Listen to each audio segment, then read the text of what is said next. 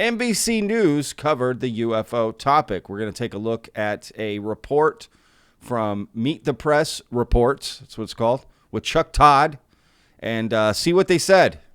It's always fun when the mainstream media covers UFO news. I like to see how they do it. So let's jump in. Got it pulled up right here. It's going to be hard to find, okay? So just watch it right here, because it's part of a larger program, so it's not like a clip for it all on its own. So anyway, let's get this going.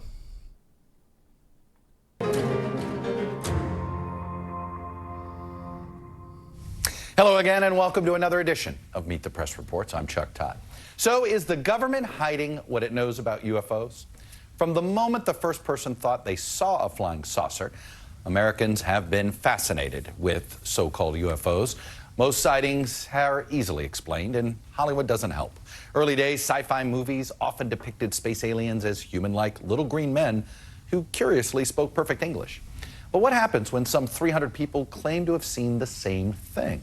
Or when U.S. military pilots record flying objects that seem to perform feats beyond human capacity? Former military officials believe the government truly is holding something back from the public. So we asked NBC News correspondent Sam Brock to look into what are now called UAPs, or somewhat awkwardly unidentified aerial phenomena. Sam, I know this is kind of a fun piece, but it's kind of serious too. No doubt, because now there's just so much more visuals that we can sort of hang our hat on, Chuck. And you're right about the fact that UAPs does not exactly roll right off of the tongue, but rest assured, they are on the minds of many Americans.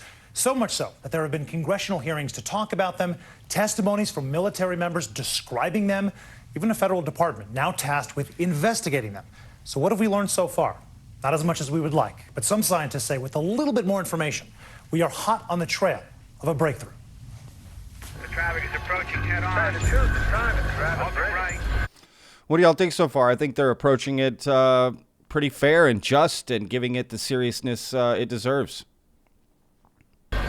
Right by us right now. For years, America's fascination and fixation This is nuts. with possible life outside of our world came through the lens of theater like War of the Worlds. What men first thought were meteors or the often ridiculed flying saucers are in reality the flaming vanguard of the invasion from Mars. A fervor in the 50s and 60s that generated fear over flying saucers. Are the flying saucers real? What are they? Where do they come from? Alien figures with arms, legs, and laser beams.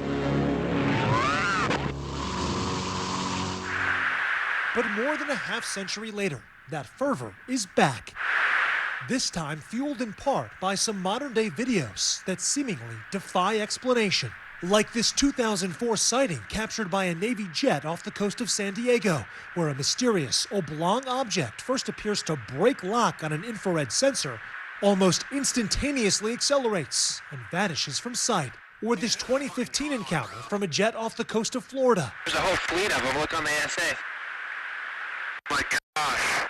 The aircraft gently rotating in hurricane-force winds. Look at that thing. But these clips are hardly the creations of a sci-fi studio. They're unedited footage released from the federal government. With recent congressional hearings spotlighting how serious the issue has become. As we convene here, UAP are in our airspace, but they are grossly underreported. These sightings are not rare or isolated, they are routine. Former F-18 pilot Ryan Graves, with a decade of service in the U.S. Navy, refers to UAP, or unidentified aerial phenomena, which he warned lawmakers represent a national security risk. Honestly, I like the way they're doing this. They need to do more, excuse me, more reports like this. Honestly, this is how they should cover it seriously. Again, they're focusing on all the government aspects, right? Videos released by the federal government, congressional hearings, right? UAP legislation. And that's where I think our focus should be, to be honest with you. Your testimony to Congress, you described having your squadron for years seeing a series of complex maneuvers that were hard to explain. How common was this, and what were they seeing? We upgraded our radar systems, and when we flew with the new radars, we started seeing objects on our radar displays that we weren't seeing just the flight prior with the older radar.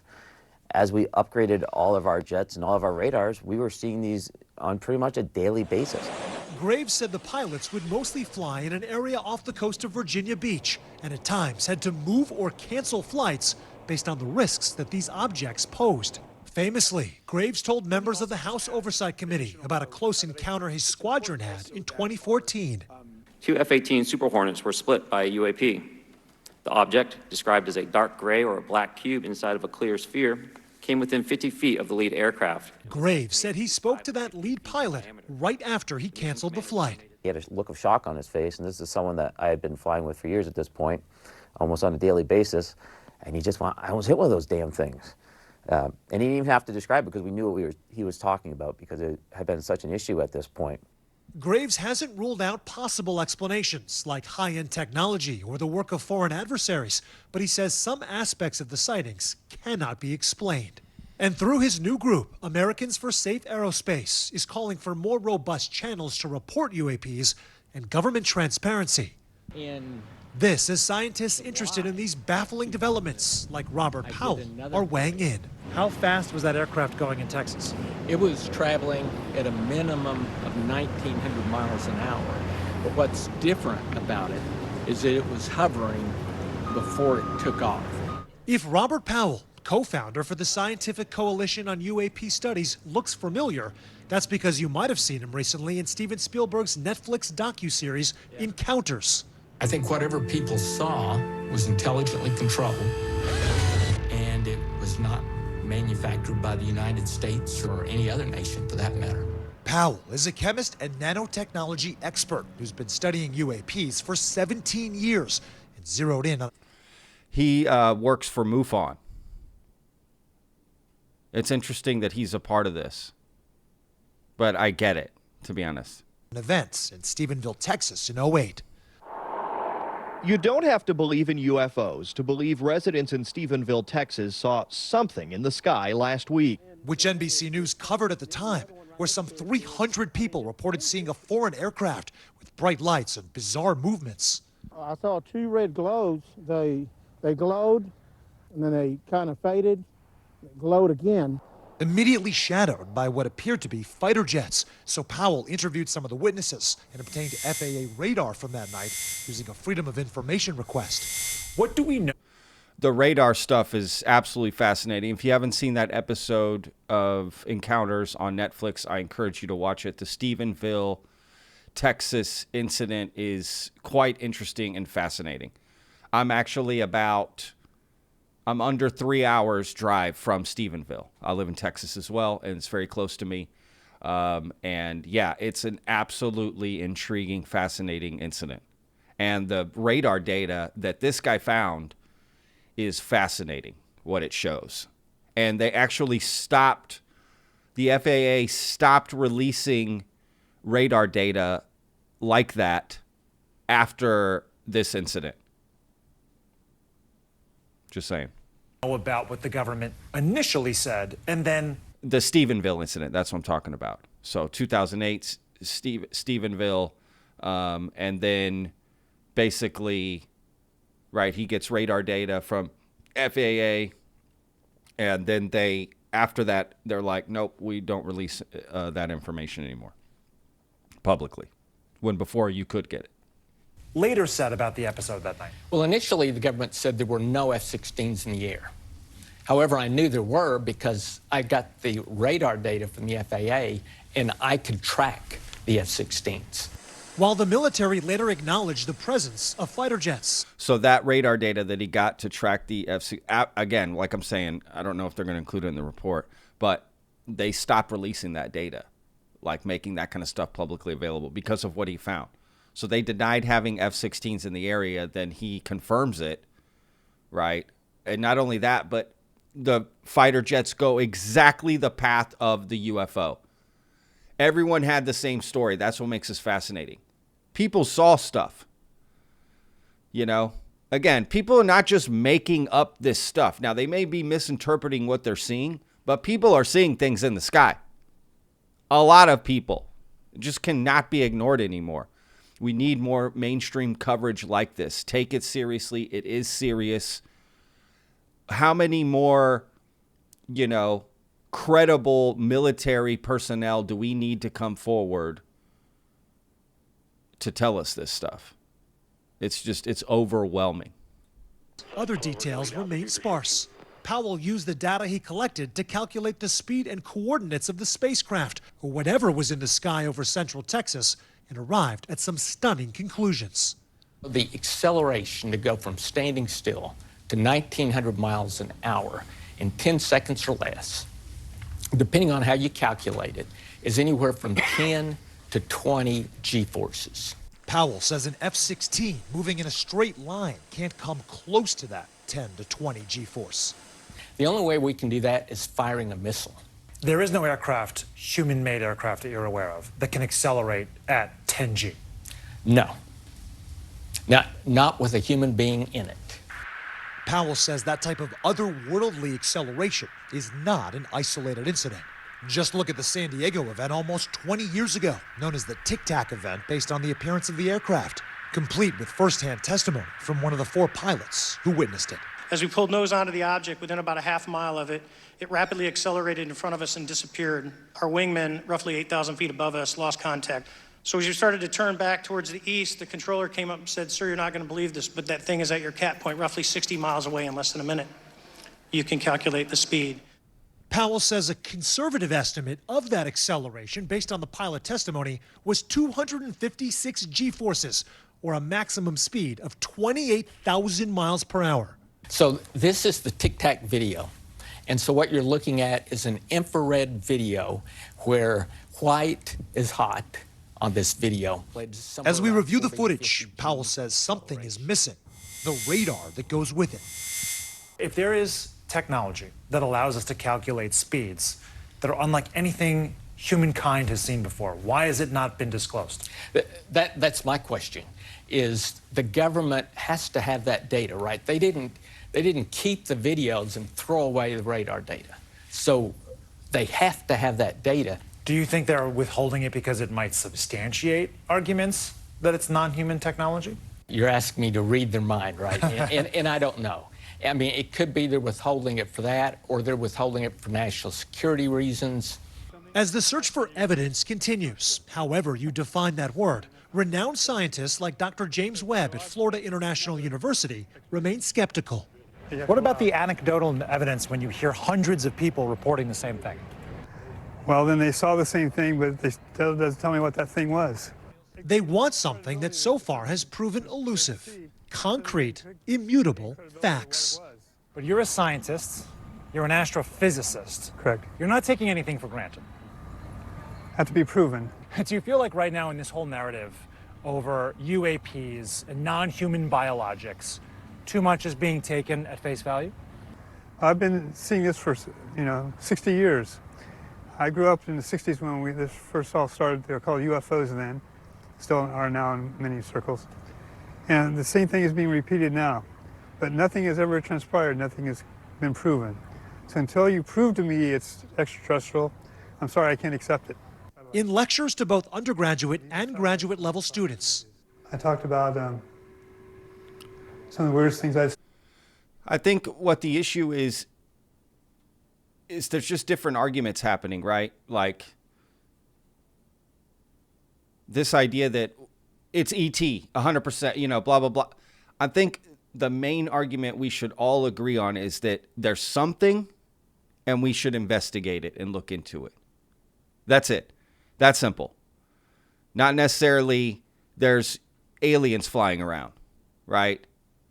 Yes, there's going to be people saying that, right? And you're going to have people saying the opposite. No, they're not. But we need to meet in the middle and say, look, there's something clearly happening. We need to investigate. And that's all we need mainstream science to get on board with, and mainstream media, is that there's something there and we need to look into it. That's simple. We're not concluding what it is either way. We're not dismissing it, right? We need to look into it till we have conclusive answers. And there'll be multiple answers, not one, right? Because you've got several sightings, events taking place all over the world across, right? Some people say thousands of years, hundreds, decades, however you want to put it on a timeline. There's not just going to be one answer. There's going to be multiple answers. And that's what I think a lot of scientists are like, well, until you tell me, till it's definitively ET and we know it, then I'll look into it. It's like, no, well, we need your help to figure that out. I wish mainstream science would jump on it more. I mean, it literally is the greatest question. Why would we not be looking into this? That image is weird. Webb pushes the importance of the scientific method, a process defined by observing something, making a prediction, testing that prediction, and if you can't substantiate it, modifying your theories. He says it applies to his work with quasars, supermassive black holes that print and shoot out material at close to the speed of light, and also applies to unexplained sightings in the sky. The camera can lie to you, as we all know. Until you prove what that really is, and it has to go through a lot of steps. You know exactly how far away it is, exactly how big it is. Tell me exactly how fast it's spinning. How do you know how fast it's spinning? How do you measure its velocity? That's what you need to know if you're a scientist. So even if it's a guesstimate, even if, for example, a Navy commander... And, you know, there's nothing wrong with that. We also need people that have a rigorous mind, that want to see this data, conclusive facts. We kind of need different types of soldiers for this battle for UAP transparency, right? You need people that are super skeptical and want the facts and all of that and the data.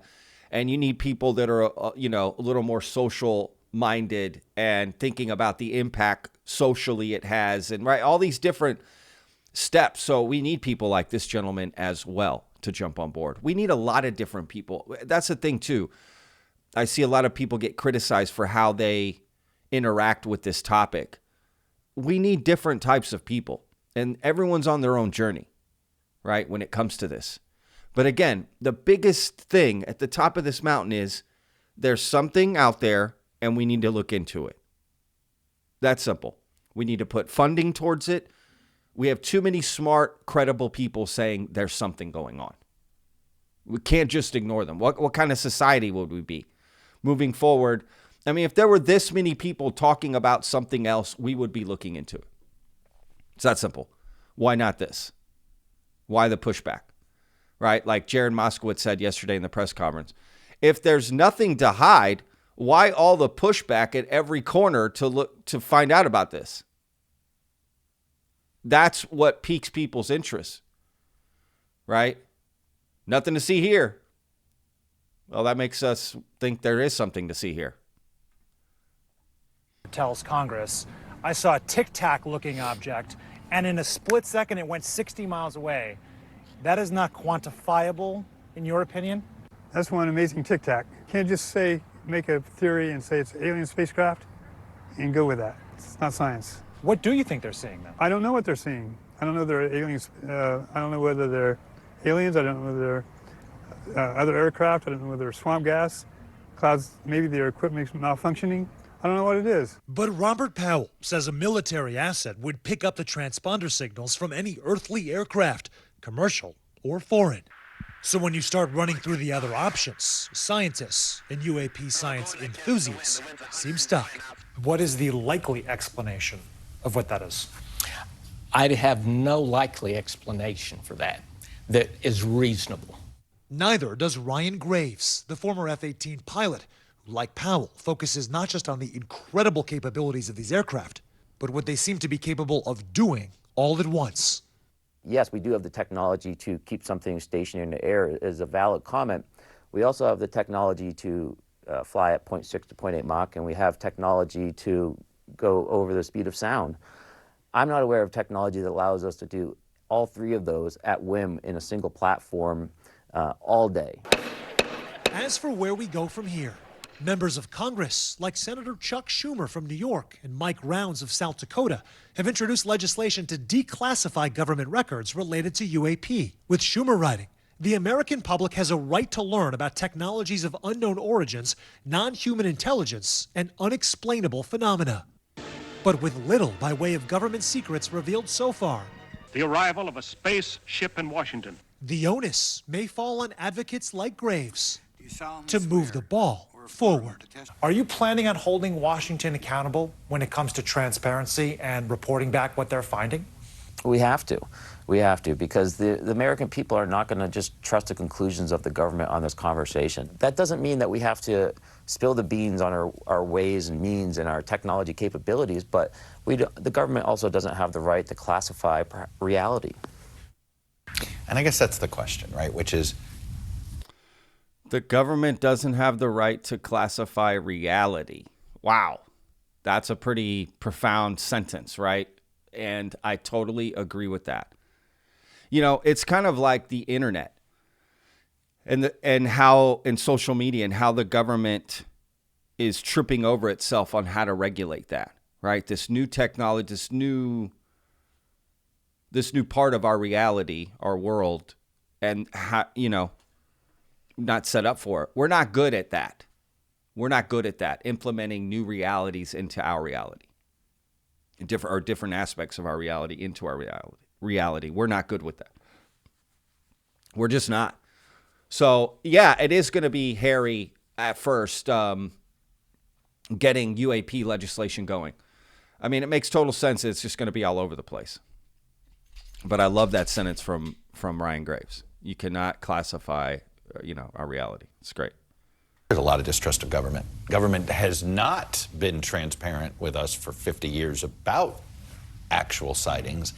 This is a recent phenomenon. Last 10 years, suddenly, whether it was Harry Reid, the late Harry Reid, a senator from Nevada, John Podesta, a former White House chief of staff, who sort of pushed the government bureaucracies to be more transparent. So how is government doing this? Well, that's a great question. Look at what prompted this latest wave of interest. Back in 2017, there were leaked videos of these UAPs that were published. Emphasis on the word leaked. Yeah. Leaked. This wasn't a voluntary thing by the government. It was not. And all of a sudden, the public absorption, as you would imagine, was enormous. The New York Times is reporting that there was a shadowy program run by the Pentagon looking at these kinds of objects. And so now, fast forward to the last year or so, we've had congressional hearings, as we just covered. And just, this idea that there is an agency formally investigating anomalous objects. They are detecting, identifying, and attributing the objects around military installations. And the wording is very important, Chuck, as it relates to national security. All right. Are they going to share, though, this data with scientists, with astrophysicists, so that essentially they could road test this stuff a little bit? Because, again, going back to the idea of we're not going to trust a government conclusion on this. And that's part of the problem, because so far they've created this department.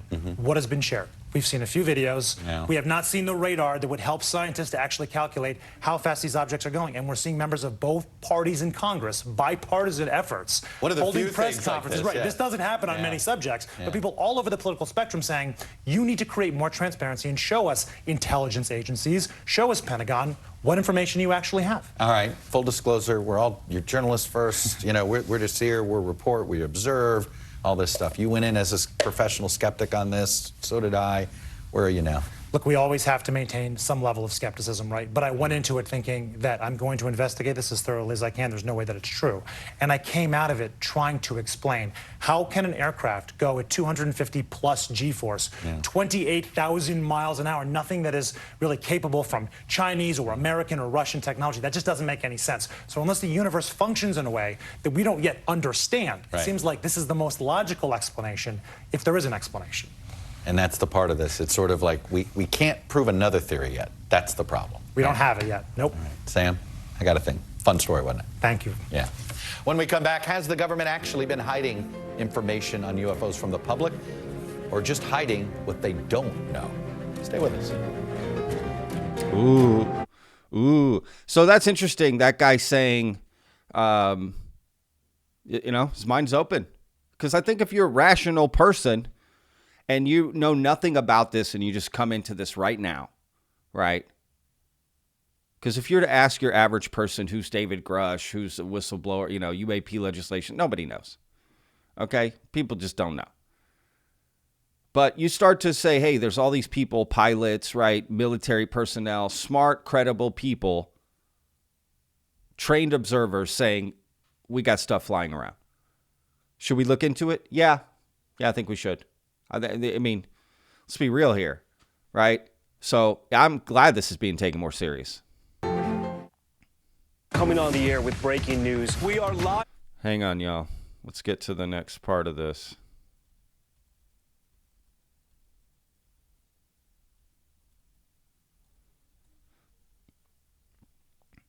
We're going to get there.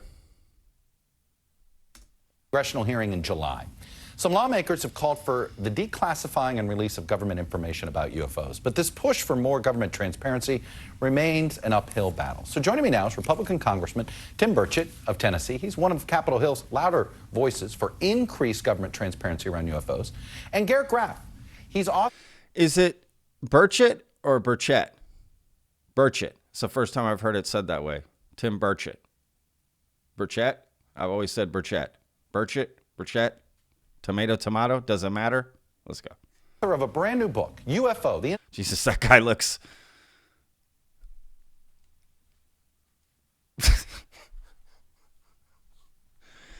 That guy kind of looks like an alien.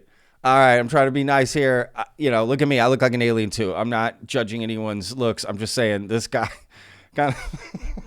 that smile. Oh, he looks like an alien. Like, in a movie, they're like, hey, here's an alien. Fit in. Look human. Do your best. Look human. Now, what's your human face? That's it. All right. Anyway. Side story of the U.S. government search for alien life here and out there. We got to laugh every once in a while, y'all. Please. Come on. Welcome to both of you. Garrett, let me start with you. You spent a couple of years researching the government's history with UFOs, something the congressman's been trying to get the government to be more transparent about. So let me start with you. What is one thing you've learned about UFOs that the public doesn't know about?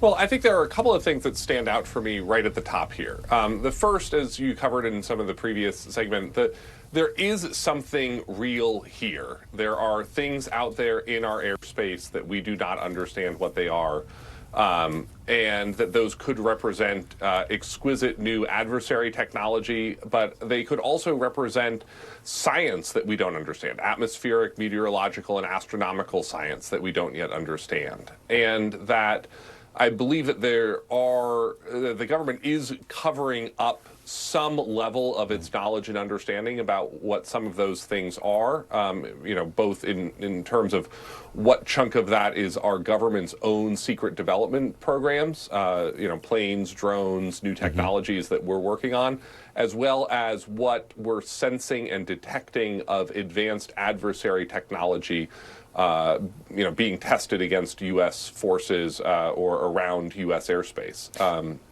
What I'm unconvinced of is that the government is covering up meaningful knowledge of, alien spacecraft, alien visitors, extraterrestrial contact. I just don't see the extraordinary evidence or the fingers of the cover-up that one would expect if that was, in fact, the case. What do you make of the newfound interest? It appears that... What about all the whistleblowers coming forward, dude? What are you talking about? What's this guy talking about? The government is being a tad more public. Is this an acknowledgement? Maybe they need the scientific community's help?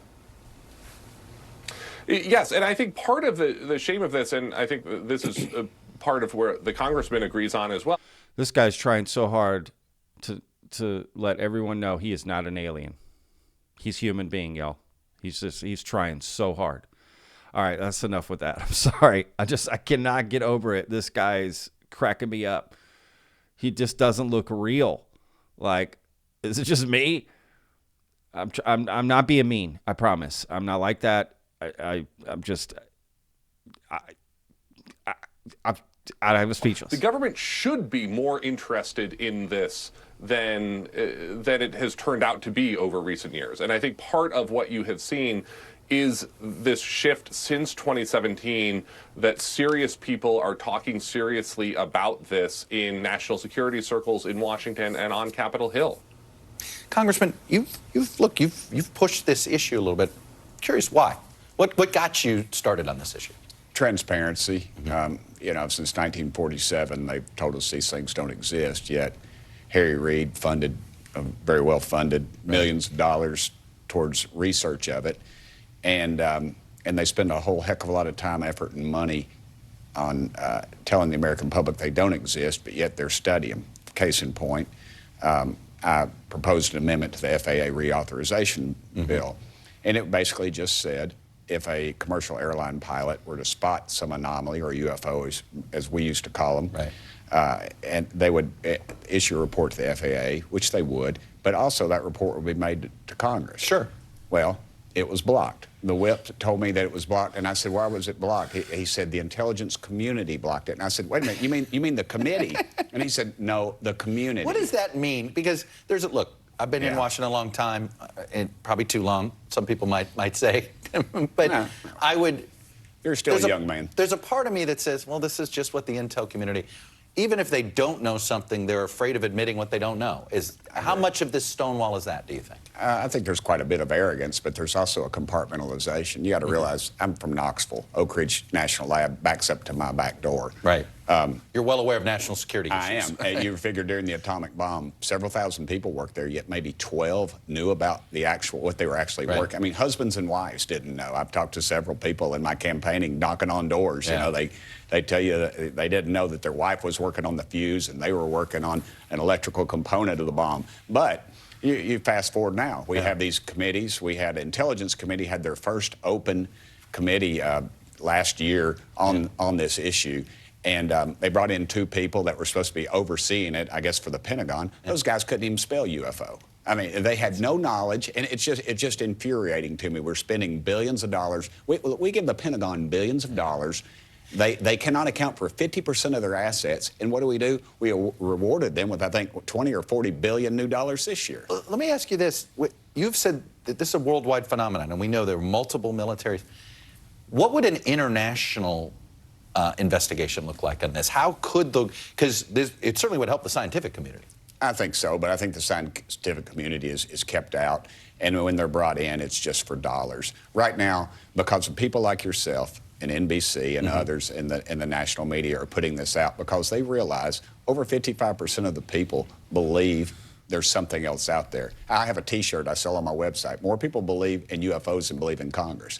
I mean, it's the truth, brother. You and I both know it, and that's why they don't come to Washington, because there's no intelligent life down here. But it's just, if it doesn't exist, then why do they keep spending the money to tell us? And is it Russia? I don't think so. They wouldn't be bogged down in Ukraine. If it's China, they'd own us even more. And if it's us, why have we had 14 documented near misses with $50 million aircraft and some of the best trained pilots in the world?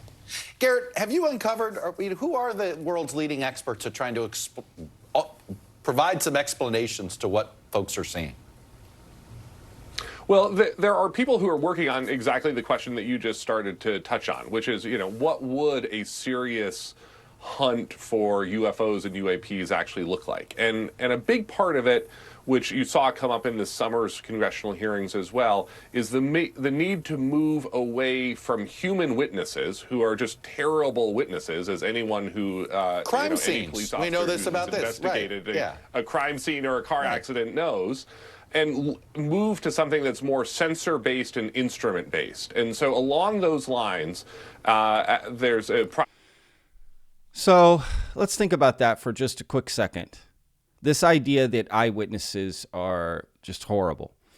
I just had this thought. Maybe there's some truth to that, right? But think about this. Why do you think sports use human referees? Now, granted, there is technology that helps, right? But we use human witness to determine, right, the most important aspects of these professional sports. There's a reason, right? There's a reason. So I don't think that eyewitness human testimony is so easily dismissible. It's literally how we live our lives and take in reality around us, day in, day out. What are we talking about? Now that's unreliable, right? Like, oh, Patrick, you're not holding a cup in your hand, right? You're an idiot. That's not a cup in your hand. Like, I just saw a cup in my hand. I mean, you know what I mean? Like, there's nothing wrong with eyewitness testimony. I just, this idea that that's like, we need to move away from that. That's where it starts. Our whole life is eyewitness testimony. Our whole reality is eyewitness testimony. So I don't think it's so easily dismissible. Project called the Galileo Project, which is led by the chair of the Harvard Astronomy Department, Avi Loeb, who has built this fall the first UAP observatory on the roof of the Harvard Astronomy Building in Cambridge that is trying to better understand, what's up there on a daily basis. Because part of the challenge of identifying what's anomalous is understanding better what is normal. And we don't even have a particularly good baseline of understanding what's up in the sky on a normal basis, which you saw in this winter's Chinese spy balloon flap, where, it turns out if you set the NORAD radars slightly differently, we start turning up a lot of weather balloons that we panic and then send up the world's most advanced fighter to shoot down with a $250,000 missile, something that turns out to be a weather balloon from the Northern Illinois Balloon Brigade Meteorology Club. Garrett, how come NASA doesn't find anything with satellites before it enters our atmosphere? Well, so some of this is also, part of what is fascinating about the science of this is extraterrestrial craft could be passing all around us all of the time, and we don't have the technology adequate to notice that. Yeah, where'd you leave your ship at, Garrett? Effectively, any civilization that would have mastered interstellar travel would probably be moving at a fraction of the speed of light. We don't have effectively any technology that would notice something moving at the fraction of the speed of light through our own solar. He's assuming a lot of things. One, that's how they're coming. That's how they're traveling. That's the speed, right? He's just assuming a lot of things, right? System that was smaller than a football field. So, Congressman, let's play the logic game here. If there is an alien life that comes here, they're more advanced than we are. Sure. It's a scary proposition, right? Travel light years. Exactly. So, how should this be viewed? How should government prepare? And is this worth the money to prepare to deal with something like this? I don't know about preparing. It's just being transparent. The vastness of God's great universe. Every night I go out and look at the stars, and the light from those stars literally left there before the time of Christ. Right. And I mean, some of those stars don't even exist anymore. If we're dealing with some technology that can fly these light years at these incredible speeds, if they wanted to do us in, they'd have already done it. And I just think we are trying to overprotect our public, and our public wants to know what's going on. Are there more ways you can tie the hands of the Pentagon to be more transparent? Yeah, if we had more people in Congress with some guts. I feel like this bipartisan caucus is growing. Yeah, my buddy Jared Moskowitz, he's there, and it's Republican and Democrat. It's not a bipartisan situation. Not on this one. We know the Pentagon has got their hands in this, and we just want to. The American public needs to know. Congressman Tim Burchett, Republican from Tennessee.